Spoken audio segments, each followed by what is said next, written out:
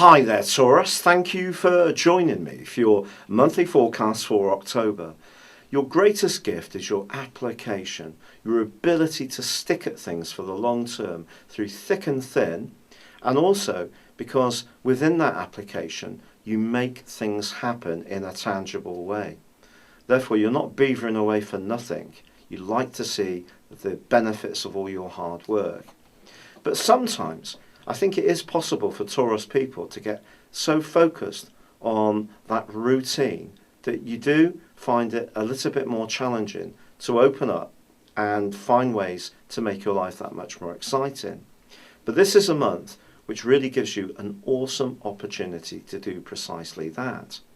Now, if you think back over the last 7 years, Pluto has kept ebbing away at your consciousness in terms of trying to get you to be a little bit more risk-taking and to see the truth of the need to refresh the past that other planets cannot reach, because of course Pluto is the planet of transformation.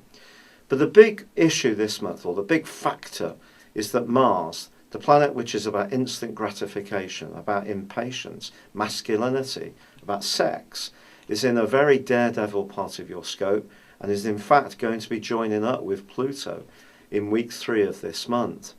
Now, when Mars moves into this area, your elbows are going to get more pointed. You're going to want to demonstrate a more freedom-loving and adventurous side of your nature, which in itself can be hugely exciting. But it can also make you a little bit more resentful about the things that you ordinarily do without any complaints at all, because you are a good citizen. And Jupiter, the planet of growth, has moved into an area which is asking you to be dedicated to the big picture, to be someone who does help other people and doesn't always put your own needs first. But Jupiter and Mars are having quite a big squabble in the first 2 weeks of this month. And basically you can't please all of the people all of the time.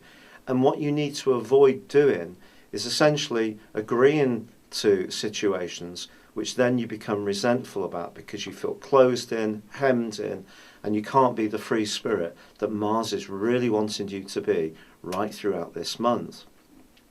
Now, there's also a new moon on the first day of this month, which is in your sector of health, fitness, diet, work, and it is pretty close to Jupiter, so there could be some transformation in those areas that are set to unfold this month.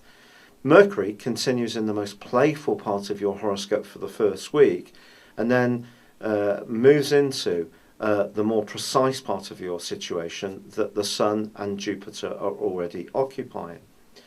Now, the issue here with Mercury moving into this area is it's asking you to catch up on those details just at a time when Mars is seeing you being a little more sceptical and a little less bothered about doing your good deeds, and pushing you to think more about excitement, breaking down constraints.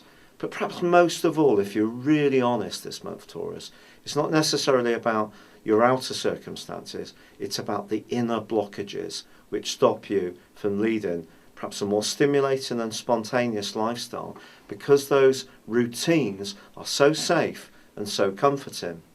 All of this comes up to the ball on the back of the full moon, which combines with the restless influence of Uranus at the heart of this month.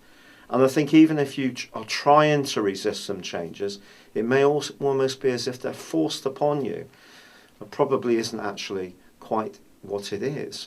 It's probably more the need deep within your being to make those changes, and just the last vestiges of your inner reluctance, clinging on to what you know. But a surprise could come up at the middle of this month, which, for example, could offer you a new job in a new environment, which is more exciting, but maybe puts you outside what you know already. Or it may be some new insights about what makes you really tick. It's good to be sacrificing, it's good to think of other people. It's very good not to be always only focused on ourselves. But I think this is a month where you need to focus those duties and clear them up as efficiently as you can, but also create the space to take on that more daring approach to life. Now, Venus is in a beautiful part of your horoscope for the first 2 weeks of this month. And if you do need to speak to anyone about any changes you want to make, this is going to help you to be more diplomatic. But then Venus gets seriously sultry on the 19th. And this suggests that if there has been some talking going on around your love life, now things can move much more into the action side of things. Particularly once Mars goes alongside Pluto in week 3. And the desire to make some changes is just going to become so strong. It's quite incredible. Now the Sun and Mercury Mercury's got a quick transit this month. They both move into your opposite sign. And the last 10 days of this month are going to be a lot about how you relate to other people. But then in the last week, Mars is clashing with Uranus. And you may be surprised that if someone just assumes of your goodwill or you being compassionate because you've always been there for them in the past, they may be really quite surprised when you refuse this role in quite an edgy way as this month comes to a close, and let them know in no uncertain terms that you've got needs and they need to recognise your need for space, physical, emotional and spiritual. And you may find yourself with a real desire to travel, embrace some higher education or some new company, or just do something that really pushes you into an area which could be quite challenging but hugely exciting. So whether you're finding out new things about work, health, diet, or your leisure time, or even your love life, which wouldn't be a surprise, this is not going to be a dull month for you. It's been a real pleasure being with you. Thank you for joining me. Good luck and goodbye for now.